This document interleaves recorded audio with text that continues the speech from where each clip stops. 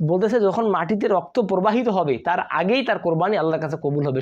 ইন্নাল হামদুলিল্লাহ ওয়াসসালাতু ওয়াসসালামু আলা মান লা নাবিয়্যা বা'দা আম্মা বাদ।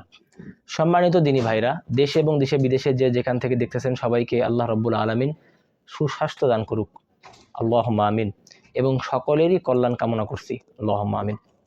আল্লাহ রাব্বুল আলামিন আমাদেরকে যতগুলো নিয়ামত দিয়েছেন, যে বিষয়টি আমরা আলোচনা করতেছিলাম ধারাবাহিকভাবে, যে কোরবানির গুরুত্ব এবং ফজিলত, কোরবানি করলে কি লাভ।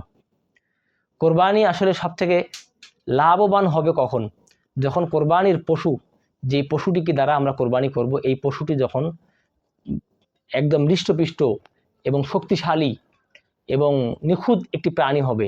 এই ব্যাপারে অনেক মাসআলা আছে, আমি সেদিকে যাচ্ছি না। কিন্তু কোরবানির পশুটা হওয়া দরকার এরকম একটা পশু, যেই পশুটা খুব মজবুত এবং সাহসী শক্তিশীল পশু, যে পশুগুলোর নাম কিতাবের মধ্যে রয়েছে, গরু, ছাগল, মহিষ, উট, ভেড়া, দুম্বা, এই সমস্ত প্রাণী। এবার আসেন যে কথা বলতেছিলাম, যে কোরবানির গুরুত্ব এবং ফজিলত। কোরবানির ফজিলত সম্পর্কে যদি বলতে যাই, আগেই আসে পশুর কথা। কেন? রাসূল সাল্লাল্লাহু আলাইহি ওয়াসাল্লাম তার সাহাবাদেরকে বলতেছে, কোরবানির প্রত্যেকটা পশুর পশমে পশমে একটা করে নেকি আল্লাহ রাব্বুল আলামিন যে ব্যক্তি কোরবানি করবে তার আমলনামায় লিখে দিবে। সুবহানাল্লাহি ওয়া বিহামদি। সাহাবায়ে কেরাম জিজ্ঞাসা করছে, ইয়া রাসূলুল্লাহ, তাহলে ভেড়া, যে পশু লোম বেশি, এই পশু দ্বারা যদি কোরবানি করে তাহলে কি সেই সমপরিমাণ সওয়াব পাবে? রাসূল সাল্লাল্লাহু আলাইহি সাল্লাম জবাব দিয়েছেন, হ্যাঁ অবশ্যই। যদি পশুর যত বেশি পশম থাকুক না কেন, আল্লাহ তাআলা তো রহমানুর রহিম, আল্লাহ তাআলা তো দয়ার ভান্ডার নিয়ে বসে আছেন। আপনি শুধু চাইতে দেরি, রক্ত দিতে দেরি করবে না। এজন্য আল্লাহ রাসূল সাল্লাল্লাহু আলাইহি সাল্লাম শিখাই দিয়েছেন,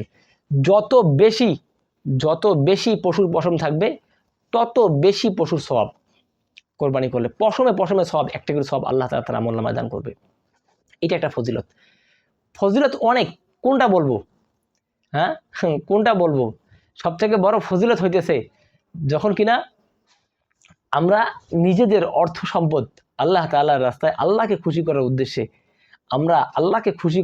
আল্লাহ রেজামন্দির উদ্দেশ্যে আমরা আমাদের সম্পদকে আল্লাহ তাআলার রাস্তায় কোরবানি করতেছি। এটা সবথেকে বড় দামি।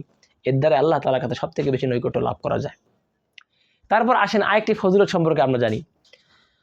রাসূল সাল্লাল্লাহু আলাইহি সাল্লাম বলেন, যদি কোনো ব্যক্তি কোরবানি করে, কোরবানির পশুর রক্ত মাটিতে পড়ার আগেই আল্লাহ তাআলা তার জিন্দেগীর সমস্ত গুনাহ খাতাগুলো মাফ করে দেয়, সগীরা গুনাহ। সুবহানাল্লাহি ওয়া বিহামদিহি। হযরত ফাতেমাতুজ জাহরা রাদিয়াল্লাহু তাআলা আনহার ঘরে আসছে রাসূল সাল্লাল্লাহু আলাইহি সাল্লাম। আসার পরে বলতেছে, ফাতেমা, তুমি তো প্রত্যেক বছরে কোরবানি করো, আমি কি তোমাকে একটা কোরবানি সম্পর্কে খুব গুরুত্বপূর্ণ ফজিলত শোনাবো না? রাসূল সাল্লাল্লাহু আলাইহি সাল্লামের কথা শুনে বলতেছে, হ্যাঁ অবশ্যই আপনি শোনাবেন।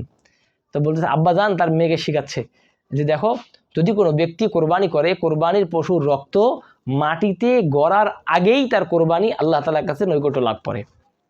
তবে কিছু শর্ত আছে, এই শর্তগুলো নিয়ে আমরা আলোচনা করব। এই শর্তগুলো কি?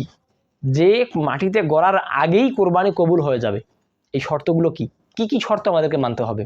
আমাদের আরেকটা ভিডিও আসতেছে, আপনার এই ভিডিওতে দেখে নেবেন ইনশাআল্লাহ। এখন আসেন, বলতেছে যখন মাটিতে রক্ত প্রবাহিত হবে তার আগেই তার কোরবানি আল্লাহর কাছে কবুল হবে। শুধু তাই নয়, তার পূর্বের যত গুনাহ আছে সমস্ত গুনাহ খাতাকে আল্লাহ রাব্বুল আলামিন মাফ করে দিবেন। সুবহানাল্লাহ। এই জন্য ভাই, এত দামি একটা ফজিলতপূর্ণ আমল, এই দামি এবং ফজিলতপূর্ণ আমলগুলোকে আমরা যত পারি, জীবনে তো বহু টাকাই নষ্ট করি, কম টাকা নষ্ট করি। অনেকে বিভিন্নভাবে, বিভিন্ন ব্যবসার খাতে, বিভিন্ন কাজে, বিভিন্ন জায়গায় অনেকভাবে আমরা অনেক টাকাকে নষ্ট করে থাকি। এই যে ঘোরাঘুরি, উঠা বসা, চলাফেরা, বন্ধু বান্ধব, আড্ডা, খেলতামাশা, বিয়েবাড়ি, ভোজন আয়োজন, অনেক কিছু করে আমরা আমাদের পয়সাকে নষ্ট করি। আসুন না, আমরা একটা আল্লাহ তাআলাকে খুশি করার উদ্দেশ্যে একটা জানকে আল্লাহর রাস্তায় কোরবান করে দিই। আল্লাহ তাআলা আমাদের সবাইকে তৌফিক দান করুক। আল্লাহুম্মা আমিন। ওয়া মা আলাইনা ইল্লাল বালাগ। আসসালামু আলাইকুম ওয়া রাহমাতুল্লাহি ওয়া বারাকাতুহু।